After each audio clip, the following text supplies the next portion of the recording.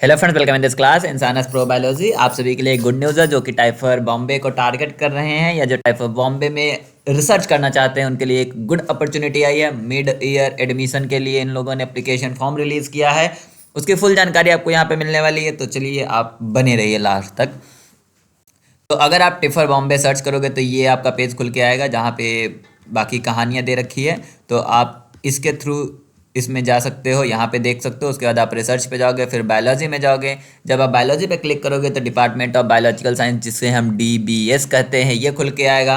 अब यहाँ पे सबसे ऊपर ही देखोगे आएगा कि latest invite for PhD in cell biology and neurogenetics. तो ये आपका सेल बायोलॉजी और न्यूरोजेनेटिक्स में इन्होंने PhD मिड ईयर निकाला है। आप इसको इस पर क्लिक करके ऐसे देख सकते हो। यहाँ पे देखोगे क्या है, mid term selection in distant from the on going GS 2024। Means जो 2024 GS का एग्ज़ाम चल रहा है उससे ये हट के है, उसका इससे कोई लेना देना नहीं है।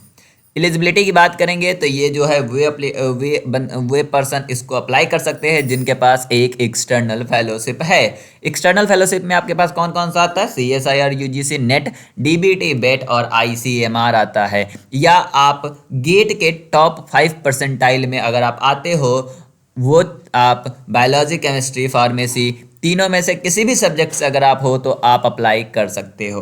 इसके लिए आपके पास मास्टर डिग्री होनी चाहिए बायोलॉजी में या फिजिक्स में या केमिस्ट्री में या कंप्यूटर साइंस में, या आपके पास 5 ईयर डिग्री होनी चाहिए MBBS या BDS, या आपके पास प्रोफेशनल मास्टर डिग्री होनी चाहिए जिसे हम एम फार्मा और MTech कहते हैं। ठीक है, by the programme start date से पहले। अप्लाई ऑनलाइन, इसके ऊपर आप क्लिक करोगे तो आपका अप्लाई करने के लिए आ जाएगा। पर अगर हम आपको इम्पोर्टेंट डेट की बात करें तो इम्पोर्टेंट डेट जो है आपका 20 जनवरी 2024 है, जो कि एप्लीकेशन डेडलाइन है। फिर आपका अगर शॉर्ट लिस्टेड अनाउंसमेंट की बात करेंगे वो 25 जनवरी है, जो कि 25 जनवरी को आपका शॉर्ट लिस्ट किया जाएगा ना।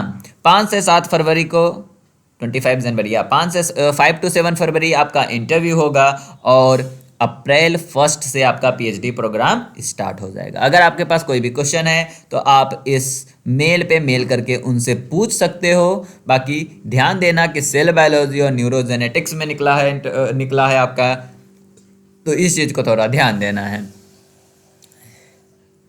ओके, ये है। अगर आप इस पर क्लिक करोगे तो आपका ये खुल के आएगा गूगल फॉर्म, जिसको आपको फिल करना है। एप्लीकेशन डेडलाइन 20 जनवरी है। Eligibility for PhD GRF qualified होनी चाहिए या गेट या net, score any branch of.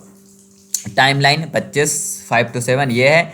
आपको यहाँ से जाना है, फर्स्ट नेम, फिर लास्ट नेम, मोबाइल नंबर, फिर date of birth, residential address, nationality. इसके अलावा आपको किसका 10th का मार्कशीट अपलोड करनी है। फिर आपका यहाँ पे अपलोड द स्कोर कार्ड, उसके बाद फ़ोटो अपलोड करनी है। फिर ऑप्शन 1 और the 2 referee, preferably someone who has supervised you for the research project. अगर आपने अपना डिजर्टेशन करा है तो एक रेफरी का नाम वहाँ से जाएगा।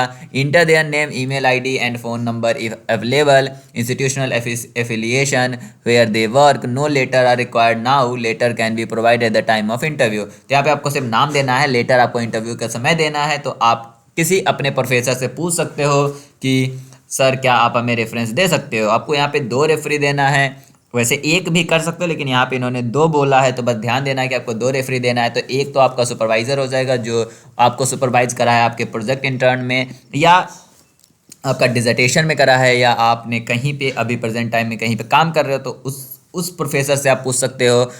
दूसरा, आपको लेटर लिखवा के रख लेना है जिससे कि आप इंटरव्यू के समय उस लेटर को प्रेजेंट कर सको, मतलब दे सको। प्रेजेंट करने का मतलब है कि उसको प्रेजेंट नहीं, उनको दे सको। फिर आपको रिसर्च राइटअप लिखना है जो कि 300 to 500 होगा। Maximum size of the document should not be more than 1 MB, 1 MB से ज़्यादा नहीं होना चाहिए।